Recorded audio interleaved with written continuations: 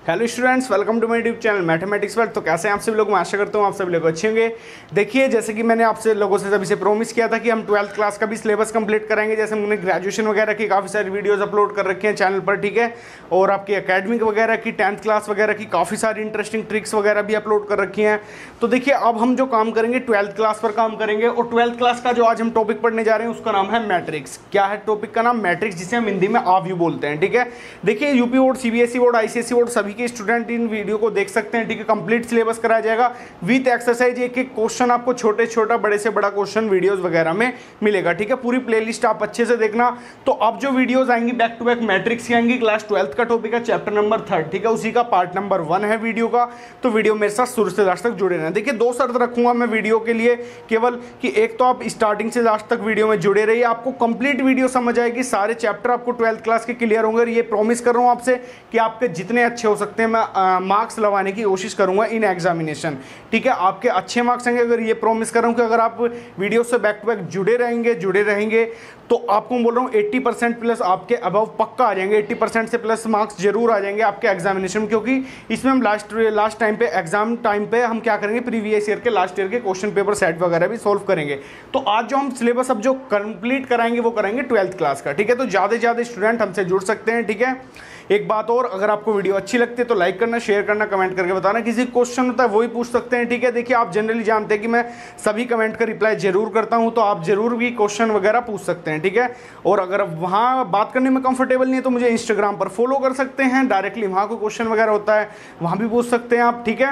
और देखिए, थोड़ा सा टाइम और लूंगा एक बात बताने के लिए। फेसबुक पेज और फेसबुक ग्रुप भी बना रखे हैं काफी टाइम से मैथमेटिक्स वर्ल्ड के नाम से, उस पर जाके भी आप मेरे से क्वेश्चन वगैरह पुटअप कर सकते हैं, ठीक है। तो यही है कि देखिए, आपकी सहूलियत इतनी सारी चीज़ें बना रखी हैं, तो बस यही चाहूँगा कि वीडियो को ज़्यादा से शेयर करना अपने फ्रेंड सर्कल वगैरह में, ठीक है। और चैनल को सब्सक्राइब भी कर देना, साथ ही में बेल के आइकन को प्रेस भी कर देना, इससे आने वाली वीडियो का नोटिफिकेशन आपको सबसे पहले मिल जाए, ठीक है। तो आज हम पढ़ेंगे मैट्रिक्स और उसका पार्ट 1 करते हैं स्टार्ट। इसमें हम जानेंगे पूरे चैप्टर का इंट्रो की क्यों बना है चैप्टर, क्यों हम पढ़ते हैं, क्या इसका मीनिंग है और कितने मार्क्स का इन एग्जामिनेशन आएगा, ठीक है। तो आज हम कंप्लीट करेंगे इसका बेसिक कंसेप्ट, ठीक है। फिर इसके काफ़ी सारे पार्ट और मिलेंगे, आप प्लेलिस्ट में जाके देख लेना, ठीक है। तो करते हैं पार्ट 1 स्टार्ट। तो बेसिकली सबसे पहले हम जानेंगे इंट्रोडक्शन। सबसे पहले हम इसकी भूमिका की, क्यों ये चैप्टर बना है, क्या इसका मीनिंग है, वो सारी चीज़ मतलब जानते हैं, ठीक है। पहले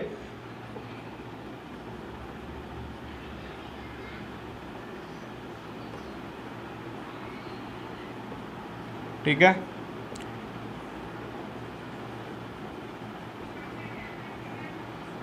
देखिए बेसिकली अगर मैं बताऊं आपसे एक बात कि इसका जो चैप्टर का निर्माण हुआ, क्यों हुआ, क्या इसका मीनिंग है, तो देखिए, जो विभिन्न प्रकार की जो रैखिक समीकरण होती हैं, रैखिक समीकरण जैसे लीनियर इक्वेशन, जिसे हम बोल सकते हैं लीनियर इक्वेशन, जैसे मैंने लिखा 2x + 3y = 10 और 3x + 4y = 12।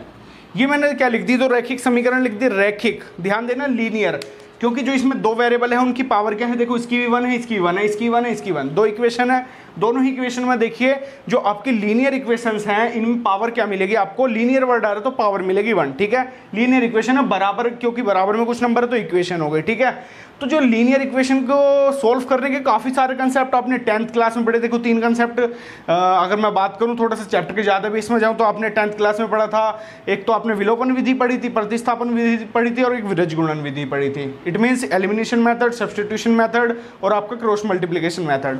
तो क्या है कि बेसिकली इसको ना देखो ऐसा, इसे थोड़ा सा ध्यानपूर्वक सुनना जो इस पॉइंट को मैं बोलूँगा कि नई नई आविष्कार होते रहे हैं, नई नई चीज़ें आती रही हैं, ठीक है। तो नए नए मेथड भी आते रहे हैं मैथ्स वगैरह में कि चीज़ों को सोल्व करने की। देखो वैसे 3 मेथड आए, तो बेसिकली ये कंसेप्ट और निकल का है, ये जो चैप्टर निकल का है, इससे क्या होता है कि लीनियर इक्वेशंस जो होती हैं वो थोड़ा सा और सिंप्लीफाई करने में आसानी होती है, ठीक है। उनको जो अगर हम सिंप्लीफाई करते हैं बेसिकली वो ईजी हो जाते हैं, ठीक है। एक तो ये हो गया कि भाई इनको ईजी बनाने के लिए चैप्टर का निर्माण हुआ, इस चैप्टर बना, ठीक है। एक तो बात हो गई ये। दूसरी अगर मैं बात करूँ तो देखिए अरेंजमेंट मैनेजमेंट, 2 वर्ड है, अरेंजमेंट मैनेजमेंट।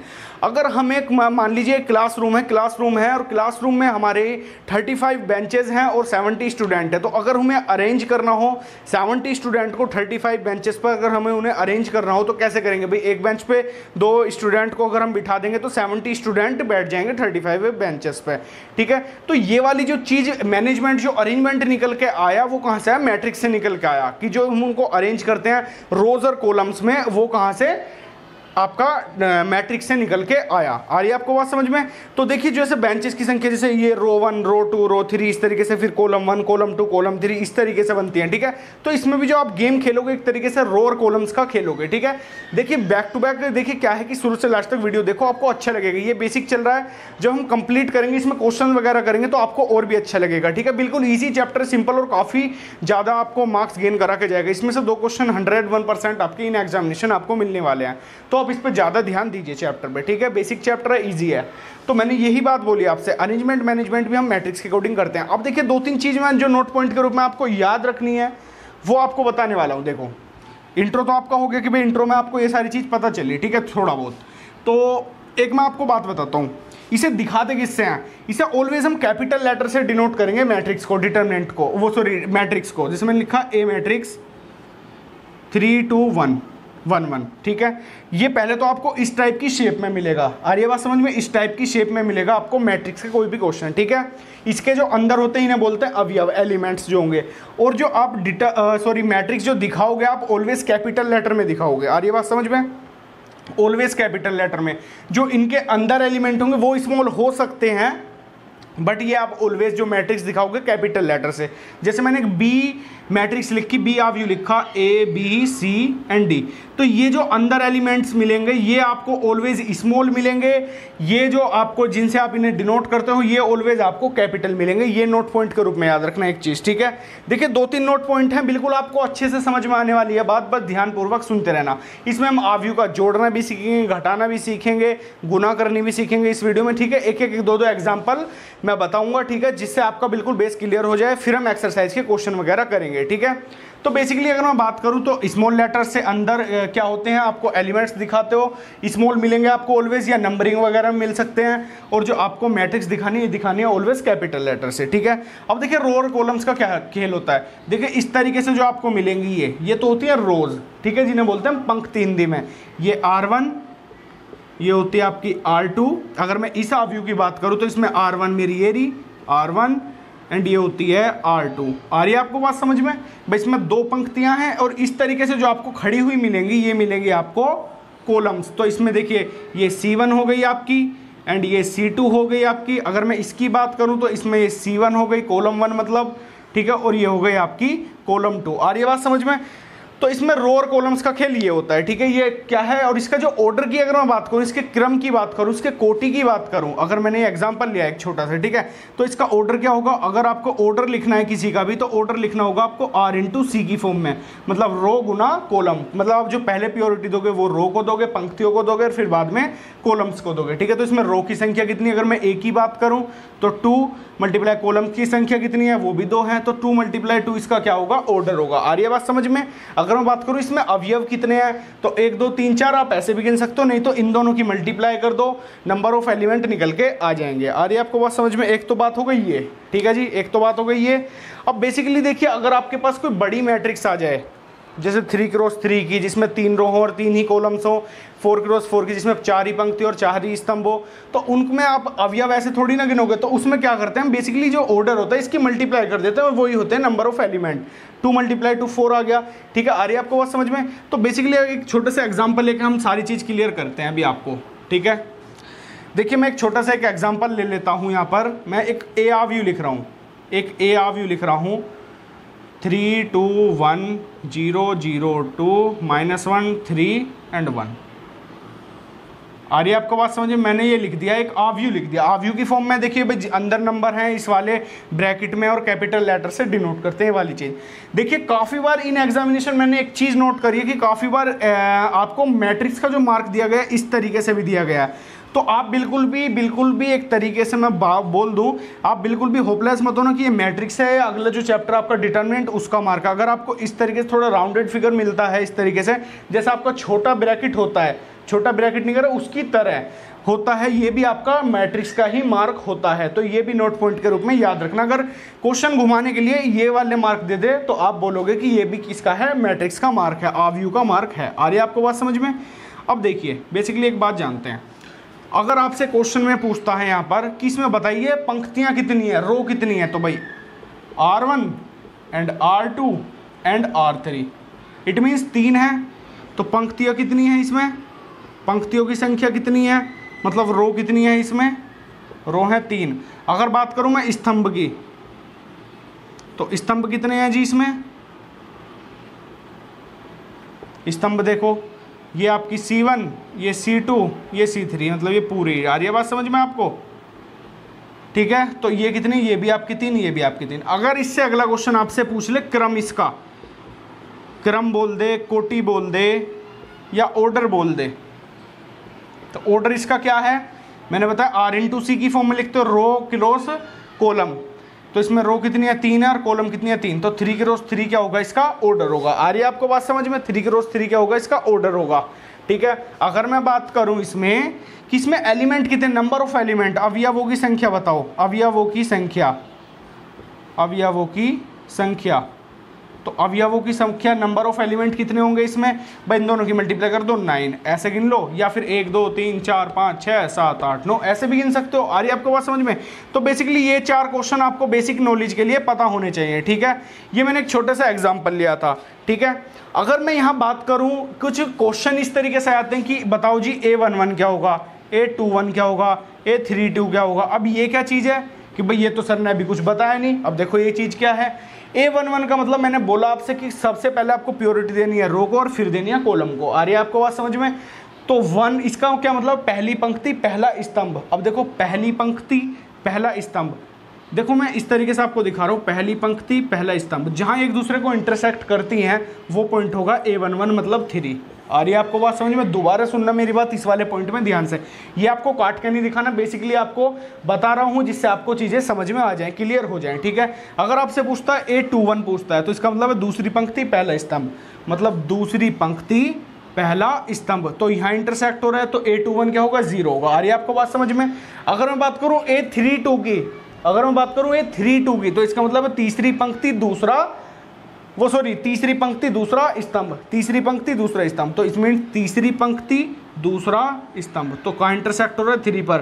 तो ये पॉइंट क्या होगा, A32 आपका 3। आपको ऐसे काट के बिल्कुल नहीं दिखाने, बेसिकली आपको बता रहा हूँ कि इस तरीके से आप सोच सकते हो, सोचने का एक नजरिया दे रहा हूँ। ठीक है, तो इस तरीके से कोई भी पॉइंट पूछ सकता है। अगर आपसे पूछने लगे A44 बताओ, A44 बताओ, तो इसका मतलब क्या, चौथी पंक्ति चौथा स्तंभ, भाई 4 तो ना तो इसमें पंक्ति और ना ही 4 इसमें स्तंभ। ठीक है, तो ये तो कुछ होगा ही नहीं, ये कोई अवयव नहीं होगा। ठीक है, तो ये भी इसी के अकॉर्डिंग पूछेगा। कभी आपके मन में आए कि A45 A51 ये बताओ, तो जब ये 3 क्रॉस, यही 3 क्रॉस 3 का है, यही ऑर्डर इसका 3 क्रॉस 3 है, तो इससे ऊपर तो ये जा नहीं सकता, ना तो इसमें 3 से ज़्यादा पंक्ति हो सकती, ना इसमें 3 से ज़्यादा स्तंभ हो सकते हैं। अरे आपको बात समझ में? तो अगर इतनी बात अगर आपको समझ में आ गई, तो बेसिकली आपको एक चीज़ बताना चाहता हूँ, उसे ध्यान से सुनना आप लोग सभी, आप सभी लोग ध्यान से सुनेंगे उसे। देखिए जी, अभी मैं एक जनरल आव्यू बना रहा हूँ, जनरल मैट्रिक्स बना रहा हूँ। ठीक है, ध्यान देना, ध्यानपूर्वक बात सुनना आप। जैसे ये अवयव पहला A11, A12, A13, A14, इस तरीके से कहाँ A1N तक।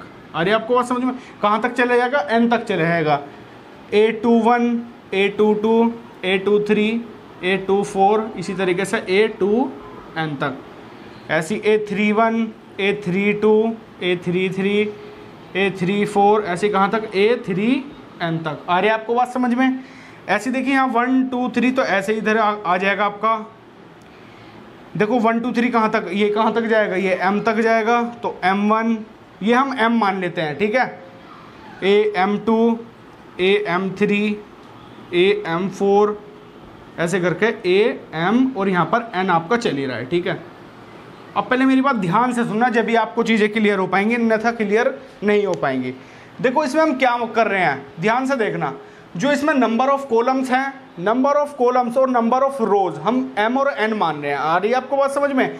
मतलब जो इसमें अगर मैं बात करूं, जो आपकी पंक्तियां हैं, पंक्तियों की संख्या m है, और अगर अब मैं बात करूं स्तंभों की संख्या, तो इसमें स्तंभों की संख्या कितनी है जी? आपकी n है। आ रही है आपको बात समझ में? 1 2 3 ऐसे करके कहाँ तक जा रही हैं? स्तंभ कितनी तक जा रही हैं? n तक, ठीक है। और जो आपकी पंक्तियां जा रही हैं तो वो कहाँ तक जा रही हैं? m तक, ठीक है। कि जनरल ऑवव्यू बना दे कि कितना भी बड़ा अगर आपसे पूछ ले कोई क्वेश्चन तो आप कर दो, ठीक है। अभी देखना एक एग्जांपल लेकर अभी हम सोचेंगे, ठीक है। अगर मैं इस ऑवव्यू की बात करूं, जो मैंने ऑवव्यू बनाया इसे लेट कर लेता हूं मैं a, इसे मान लेता हूं मैं ए ऑवव्यू है, ये कैपिटल लेटर से डिनोट करना है, ठीक है। अगर कोई पूछ ले कि इसमें बताओ ऑर्डर क्या है इसका क्रम क्या है, इसकी कोटि क्या है, तो आप बोलोगे m क्रॉस n। क्या है ये? m क्रॉस n का क्या है? ऑवव्यू है, m क्रॉस n की मैट्रिक्स है, ठीक है। तो m क्या है इसमें? पंक्तियों की संख्या, m क्या है इसमें? पंक्तियों की संख्या, और n क्या है इसमें? कॉलमों की संख्या। आगे आपको बात समझ में? अगर इसमें बोले कि एलिमेंट कितने हैं, इसमें अवयव कितने हैं, तो इसमें कितने अवयव हैं? mn अवयव है। कि कितने अवयव हैं? mn अवयव। आ रही है आपको बात समझ में? तो एक जनरल ऑवव्यू मैंने बना दिया, ठीक है। अगर आपसे 4 क्रॉस 4 का बोले कि 4 क्रॉस 4 का ऑवव्यू बनाओ, 4 क्रॉस 4 का आपको मैट्रिक्स बनाना है, तो इसमें देखो 4 क्रॉस 4 का मतलब क्या, मैंने एक एग्जांपल ले रहा हूँ, देखो 4 क्रॉस 4, तो इट मीन्स 4 ही पंक्ति होनी चाहिए। इसमें पंक्तियों की संख्या कितनी है? 4, और स्तंभों की संख्या कितनी है? वो भी है आपकी 4। अरे आपको बस समझ में? तो सबसे पहले पंक्तियाँ देखो 4, 1 2 3, और यहाँ जो होगी चौथी A41 A42 A43 A44, इस तरीके से A4n तक। तो इसमें 4 पंक्तियाँ तो मेरी 1 2 3 4, ठीक है जी। ये मेरी 4 तक यहाँ तक आ गई, 4 ही इसमें स्तंभ होने चाहिए, 1 2 3 4। तो इट मीन्स आपकी जो 4 क्रॉस 4 की होगी वो इतनी होगी, ठीक है। आ रही है आपको बात समझ में? तो इस तरीके से बेसिकली काफ़ी क्वेश्चन आपसे पूछे जा सकते हैं। जैसा आप देखो अपनी एक्सरसाइज का पहला क्वेश्चन, हम एक्सरसाइज का पहला क्वेश्चन देखते हैं, आपकी 3.1 का पहला क्वेश्चन, इसे नोट कर लेना जरूर, ठीक है। एक्सरसाइज 3.1 का पहला क्वेश्चन देखना ध्यान से, आपको सारी चीज़ें क्लियर होंगी अभी। 3.1 का पहला क्वेश्चन देखना। पहला क्वेश्चन दिया हुआ है, देखते हैं अभी यहाँ पर। पहला क्वेश्चन है जी आपका ऑवव्यू ए बराबर, देखना ध्यान से, अब आपको सारी चीज़ क्लियर होंगी अच्छे से। पहले क्वेश्चन देखो, ऑवव्यू ए बराबर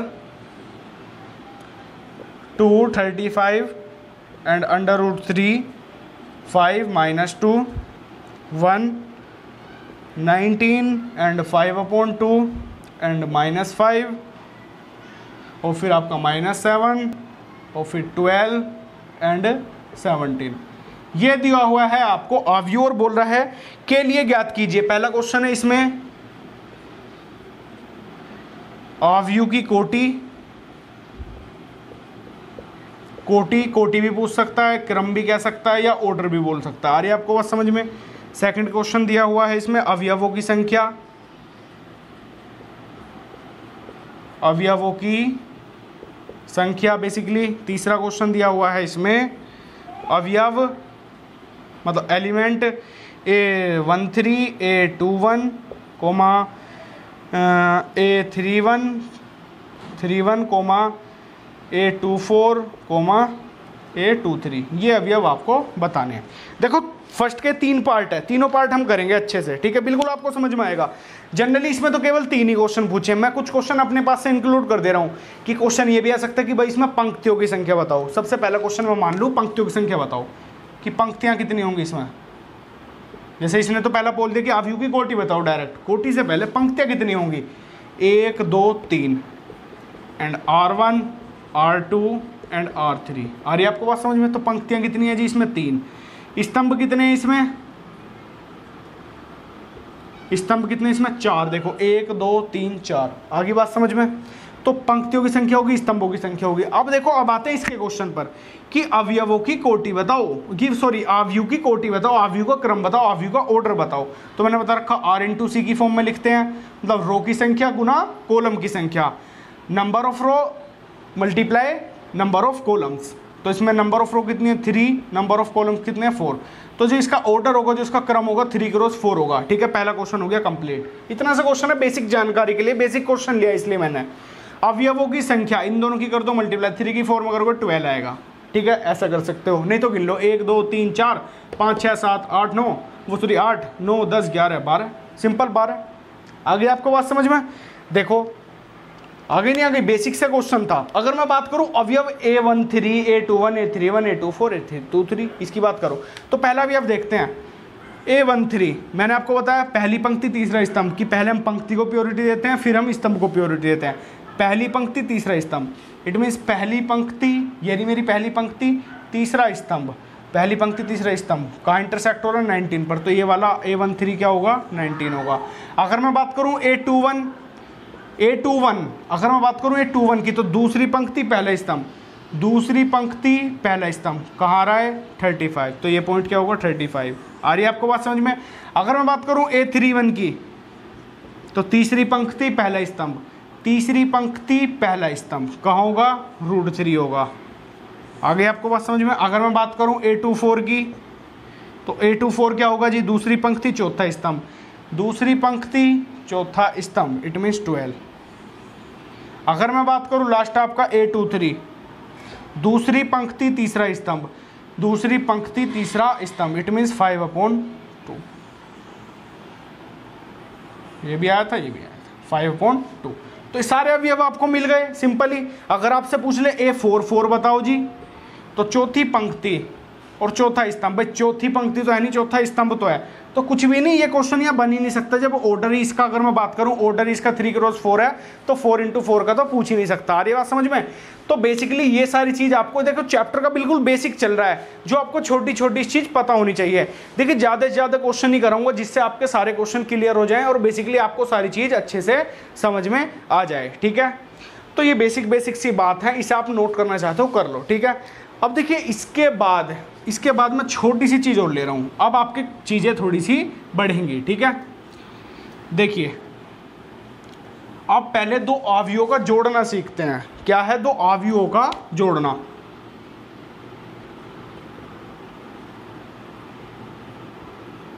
का योग, जोड़ने को योग बोलते हैं, एडिशन बोलते हैं।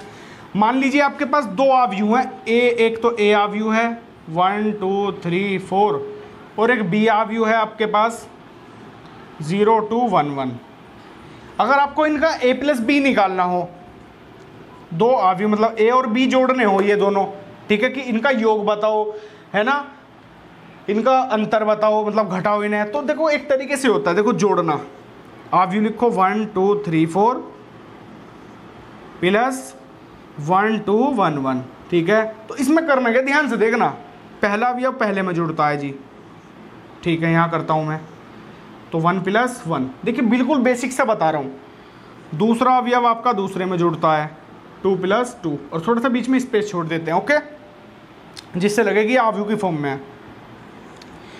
तीसरा अवयव तीसरे में जुड़ता है 3 + 1 एंड फोर्थ अवयव फोर्थ एलिमेंट में जुड़ जाता है 4 + 1। अब बस इन्हें सिंप्लीफाई करके लिख दो यहाँ भाई 2 4 एंड आपका 4 एंड 5, तो ये अवयव आ गया आपका। आ रही है बात समझ में? आ रही है? जोड़ना केवल ये होता है कि पहला अवयव पहले में, दूसरा दूसरे में, तीसरा तीसरे में, चौथा चौथे में, सिंपल। आगे बात समझ में? एक छोटा सा हमने एक एग्जाम्पल लिया, नोट कर सकते हो इसे अगर करना चाहते हो। एक छोटा सा एग्जाम्पल और लेते हैं जी। अगर मैं एक A अवयव ये लिख दूं 3 2 1 और एक B अवयव लिख दूं 1 2 3 और इसके चलो एक ये लिख दो 0 1 -1, मैंने एक B अवयव ये लिख दिया। ठीक है, मेरे को इन दोनों को जोड़ना हो तो सबसे पहले अगर मैं इसके ऑर्डर की बात करूं, A के ऑर्डर की बात करूं, तो A का ऑर्डर क्या होगा जी? अगर मैं बात करूं 1 2 3 इसमें पंक्तियां हैं और एक इसमें कॉलम है, तो 3 × 1। अगर मैं इसके ऑर्डर की बात करूं तो 1 2 2 तो इसमें पंक्तियां हैं, 1 2 3 इसमें स्तंभ है, तो इसका ऑर्डर है 3 × 1, इसका ऑर्डर है 2 × 3। आ रही है आपको बात समझ में? तो एक बात अब नोट पॉइंट के रूप में लिखना, अवयव का जोड़ना जब ही संभव है, अवयव का जोड़ना, अवयवों का योग करना जब ही संभव है जब इनका ऑर्डर समान हो, जब इनका ऑर्डर इक्वल हो, जब इनका ऑर्डर या क्रम क्या हो, समान हो। जैसे मैं बात करूं A और B की, तो इसका ऑर्डर क्या था भाई 1 और 2, इसमें 2 पंक्तियां और 2 ही क्या है इसमें स्तंभ। आगे आपको बात समझ में? इसमें देखो 2 पंक्तियां हैं और 2 ही स्तंभ है, तो इसका ऑर्डर भी 2 × 2, तो इट मीन्स 2 × 2 2 × 2, तो इनका जोड़ना संभव है, अन्यथा इनका जोड़ना आपका संभव नहीं है। आ रही है आपको बात समझ में? क्यों है इनका जोड़ना संभव? क्योंकि देखो इसका ऑर्डर भी 2 क्रॉस 2 है, इसका ऑर्डर भी 2 क्रॉस 2 है, ठीक है। तो इसलिए इनका जोड़ना संभव है और इनका जोड़ना संभव नहीं है, क्योंकि इनका ऑर्डर समान है, इनका ऑर्डर समान नहीं है। आ गई आपको बात समझ में? तो सबसे पहले आपका ऑर्डर ही देखना होगा। तो इन दोनों का जोड़ना संभव नहीं है, क्योंकि देख लो ना भाई, अगर आप इस एलिमेंट को इसमें जोड़ सकते हो, चलो इस वाले को इसमें, तो इसको कहाँ जोड़ोगे? अरे बात समझ में? तो यहाँ a प्लस बी संभव नहीं है। जोड़ना जब भी संभव जब इनका ऑर्डर समान होगा। और यही काम आपको करना है घटाने में, यही काम आपको कहाँ करना है? घटाने में। यहाँ मैं एक छोटा सा पॉइंट और लिख देता हूँ, घटाना या सब्सट्रैक्शन बोल सकते हैं। अगर मेरे को a में से b घटाना है तो घटाने के लिए भी यही होता है कि देखिए कि यहाँ आपका ऑर्डर समान होना चाहिए। इट मीन्स पहले में से पहला घटाओगे आप, देखो पहले में से पहला, दूसरे में से दूसरा, तीसरे में से तीसरा, चौथे में से चौथा। जैसा आपने यहाँ काम करा, 1 में से 1 जाओगे, यहाँ आपने 1 और 1 जोड़ा तो वहाँ केवल घटाना है। दूसरे में से 2 में से 2 घटाना है, यहाँ 3 में से 1 घटाना, 4 में से 1 घटाना, ठीक है। आ रही है आपको बात समझ में? तो 1 में से 1 जाएगा, 0 बचेगा, 2 में से 2 जाएगा, 0 बचेगा, 3 में से 1 घटेगा, 2 बचेगा, 4 में से 1 घटेगा, 3 बचेगा, ठीक है। तो घटाने का केवल कंसेप्ट इतना है। आ रही है बात समझ में? बट घटाने के लिए भी यही कंडीशन होनी चाहिए कि दोनों का ऑर्डर समान होना चाहिए, दोनों अवयव को जिनको हम घटाएंगे। और इसमें भी देखिए घटाना भी संभव नहीं है, क्योंकि इनका ऑर्डर समान नहीं है। तो जोड़ना और घटाना तो ये हो गया, ठीक है। अब बेसिकली बात करेंगे हम, देखिए अगर आपको समझ नहीं आ रहा मैं बोल रहा हूँ, आप कमेंट करके पूछ लेना अगर कोई क्वेश्चन होता है वो भी, ठीक है। अगर मैं बात करूँ यहाँ पर मल्टीप्लीकेशन की, किसकी बात करूँ? मल्टीप्लीकेशन की। डिवाइड इसमें संभव होता नहीं है, ठीक है। डिवाइड इसमें संभव होता नहीं है, आपका अवयव में डिवाइड संभव होता नहीं है, ठीक है। अगर मैं बात करूँ गुना करने की, मल्टीप्लीकेशन करने की, किसकी बात करूँ? मल्टीप्लीकेशन करने की। तो देखो, तो गुना करने के लिए भी देखिए कंसेप्ट है, उसे आप फॉलो करेंगे, ठीक है। अवयव का गुना करना, अगर आप पे गुना करना आ गया तो इट मीन्स आपकी अबाउट 40 to 60% आपकी मैट्रिक्स क्लियर हो जाएगी। ये लास्ट है इसका, ठीक है। फिर बेसिकली हम एक्सरसाइज 1 के क्वेश्चन करेंगे। एक्सरसाइज 1 के क्वेश्चन आपको नेक्स्ट पार्ट में मिल जाएंगे, ओके, कंप्लीट मिलेंगे और बिल्कुल। और एक्सरसाइज 2 के भी। अगर मैं बात करूं मल्टीप्लिकेशन की, अवयवों का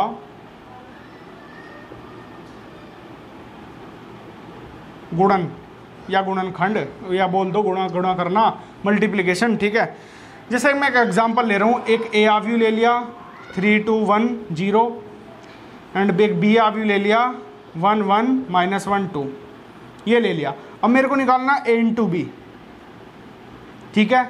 मेरे को निकालना a इंटू बी और फिर निकालना मुझे b इंटू ए। अब देखिए दोनों चीज़ आप निकालोगे, अब देखते हैं आंसर इक्वल आते हैं नहीं आते। भाई अब तक आपको ये पढ़ा गया 2 क्रॉस 3 क्या होता है? 6 और 3 क्रॉस 2 क्या होता है? 6। सर बिल्कुल सही बात है जी, बिल्कुल सही बात है, मैंने कब बोला गलत? तो यहाँ क्या 2 पहले लिख लेते, 3 बाद में लिख लेते हैं, यहाँ 3 2 बाद में, आगे पीछे लिख रहे हैं हम। अरे बस समझ में? बट अब ये जरूरी नहीं है कि 2 क्रॉस 3 इक्वल्स टू 3 क्रॉस 2 होगा, ये जरूरी नहीं, ये हो भी सकता और ये नहीं भी हो सकता। आ रही है आपको बात समझ में? ये जरूरी है कि 3 क्रॉस 2 2 क्रॉस 3 के ही बराबर होगा। अब देखते हैं पहले यहाँ, अब देखो मल्टीप्लाई का कंसेप्ट कितना है वो बात ध्यान से सुनना, मेरे एक एक पॉइंट ध्यान से सुना करो। सबसे पहले इसका ऑर्डर लिखो, क्रम लिखो। भाई इसमें 2 पंक्तियां हैं तो 2 लिख दो, और स्तंभ कितनी है? ये 2। तो 2 क्रॉस 2 इसका ऑर्डर भी 2 क्रॉस 2, क्योंकि इसमें 2 पंक्तियां हैं 2 ही स्तंभ है, ठीक है। तो जो मल्टीप्लाई का कंसेप्ट होता है, ध्यान देना, दोनों की हमें मल्टीप्लाई करनी, 3 2 1 0 और दूसरा अवयव है मेरे पास इंटू 1 1 -1 2। इसका ऑर्डर 2 क्रॉस 2 है एंड इसका ऑर्डर भी 2 क्रॉस 2 है। देखो जिसकी भी हमें मल्टीप्लाई करनी होती है, इसका हम लास्ट वाला देखते हैं, इसका पहला वाला देखते हैं। अगर ये दोनों बराबर, ये 2 है ये 2 है, तो दोनों बराबर हैं तो इट मीन से मल्टीप्लाई संभव है। अगर यहाँ 3 है यहाँ 3 है, जब भी मल्टीप्लाई संभव है। यहाँ 4 है यहाँ 4 है, जब भी मल्टीप्लाई संभव है। यहाँ 1 है यहाँ 1 है, जब भी मल्टीप्लाई संभव है। अगर ये दोनों बराबर नहीं है, मतलब पहले अवयव की तो आपकी स्तंभों की संख्या और दूसरे अवयव की आपकी पंक्तियों की संख्या, अगर ये दोनों बराबर हैं तो मल्टीप्लाई संभव है, अन्यथा मल्टीप्लाई संभव नहीं है। नोट पॉइंट के रूप में याद रखना। आ रही है बात समझ में? तो यहाँ तो मल्टीप्लाई संभव है क्योंकि दोनों बराबर हैं। तो सबसे पहले हम निकाल कर देखते हैं। करना क्या होता है? पहली पंक्ति पहले स्तंभ की गुना, ऐसे चल रहे हैं और ऐसे गुना करनी है। पहली पंक्ति की पहले कॉलम में, पहली पंक्ति की दूसरे कॉलम में। इसी कंसेप्ट से आपको काम करना है। 3 से 1 की करोगे 3 आएगा, 2 से -1 की करोगे तो माइनस का 2 आ जाएगा। पहली पंक्ति फिर दूसरा स्तंभ। 3 से 1 की करोगे 3 आ जाएगा। इस पॉइंट को ध्यान से देखना क्योंकि मल्टीप्लिकेशन में काफ़ी बच्चों को प्रॉब्लम होती है। भाई 3 की 1 में करोगे 3 आ जाएगा, 2 की 2 में करोगे प्लस का 4 आ जाएगा, और हमें प्लस करना होता है, ये बात भी ध्यान रखना। आ रही है आपको बात समझ में? ठीक है। फिर 1 की 1 में करोगे 1 आ जाएगा, 0 की -1 में करोगे 0 आ जाएगा प्लस 0। आ रही है समझ में? 1 की 1 में करोगे 1 आ जाएगा, 0 की 2 में करोगे प्लस का 0 आ जाएगा। ठीक है, क्लियर? और क्लियर होने के बाद बस इनकी कैलकुलेशन करके लिख दो। यहाँ 1 आ जाएगा, 2 3 में से 2 गया, और यहाँ 7 आ जाएगा, यहाँ 1 आ जाएगा, यहाँ 1 आ जाएगा। तो ए बी क्या हुआ आपका 1 7 1 1 आया। ठीक है, अब एक बार निकालते हैं बी इंटू ए, देखते हैं बराबर इसके आता है नहीं आता, लिख देते हैं। बी आव्यू क्या, पहले बी आव्यू लिखोगे ना आप, बी आव्यू लिखो पहले, 1 - 1 1 2, बी आव्यू एरा, ए आव्यू लिखो 3 2 1 0, 2 क्रॉस 2 एंड 2 क्रॉस 2। इसका लास्ट वाला देखो, इसका पहला वाला देखो, भाई दोनों बराबर, मल्टीप्लिकेशन तो संभव है। वही कंसेप्ट, पहली रो पहला कॉलम, पहली रो दूसरा कॉलम। 1 की 3 में करोगे 3 आएगा, 1 की 1 में करोगे +1 आएगा, 1 की 2 में करोगे 2 आएगा, 1 की 0 में करोगे प्लस का 0 आ जाएगा, -1 की 3 में करोगे तो -3, 2 की 1 में करोगे +2। ठीक है, -1 की 2 में करोगे -2, 2 की 0 में करोगे 0। आगे आपको बात समझ में। अभी ये सोल्व करते हैं। यहाँ 3 और 1 4 मिल गया, 2 मिल गया, ये -1 मिल गया, ये -2 मिल गया। देखो आपका ए बी तो ये आया, ए बी तो आपका ये आया, और बी ए आपका ये आया। क्या ये दोनों बराबर है? तो इट मीन्स अब हम ये नहीं कह सकते हैं, ये ज़रूरी नहीं है आपका कि ए इंटू बी बराबर होगा बी इंटू ए। तो A into B does not equal B into A. तो ये वाली बात भी आप जान लो। आ रही है आपको बात समझ में? ठीक है, ठीक है। तो मैंने देखिए आपको ये निकालना बताया कि ए इंटू बी और बी इंटू ए कैसे निकालते हैं। ठीक है, बेसिकली देखिए ये मल्टीप्लाई, इसमें मतलब मल्टीप्लाई के काफ़ी क्वेश्चन आते हैं, तो काफ़ी सारी चीज़ें हम सीखेंगे। ठीक है, अगर मैं बात करूँ, देखिए ध्यान देना, एक तो एग्जाम्पल मैंने ये ले लिया, एक मैं एग्जाम्पल ये लूँ, ए बराबर एक आव्यू दे रखा है 2 1 0, और एक बी बराबर आव्यू दिया है 3 2 1। अब मेरे को निकालना है, एक तो ए इंटू बी निकालना है, ठीक है, और एक निकालना है बी इंटू ए। तो कैसे निकालोगे? देखो ए इंटू बी, तो ए क्या है आपके पास 2 1 0, और बी क्या है आपके पास 3 2 1। इसका ऑर्डर क्या है भाई? इसमें पंक्तियां कितनी, एक है, स्तंभ कितने हैं, 3 है, तो 1 क्रॉस 3 इसका ऑर्डर। अगर इसके ऑर्डर की बात करूं तो 1 2 3, इसमें पंक्तियां, स्तंभ कितने हैं, एक है, तो 3 क्रॉस 1। तो इसका देखिए लास्ट और इसका पहला, इसका लास्ट पहला दोनों बराबर है, तो मल्टीप्लिकेशन संभव है। आ रही है बात समझ में? इनका मल्टीप्लिकेशन संभव है। ठीक है, तो इसमें देखिए पहली रो पहला कॉलम करेंगे, इसकी मल्टीप्लाई इसमें 2 की 3 में करेंगे तो आपका 6 आएगा, 1 की 2 में करोगे तो प्लस का 2 आ जाएगा, और आप 0 की 1 में करोगे प्लस का 0 आ जाएगा। और ये पहली रो पहला कॉलम ये काम करते हैं, तो इट मीन्स इसे हम सोल्व करते हैं, 8 आ गया। ठीक है, अगर मैं बी इंटू ए की बात करूँ तो बी आप लिखोगे 3 2 1 एंड ए आप लिखोगे 2 1 0। तो इसका ऑर्डर देखो, इसका ऑर्डर क्या है, 1 2 3, इसमें पंक्तियां हैं और कॉलम कितनी है, इसमें एक है, तो 3 क्रॉस 1।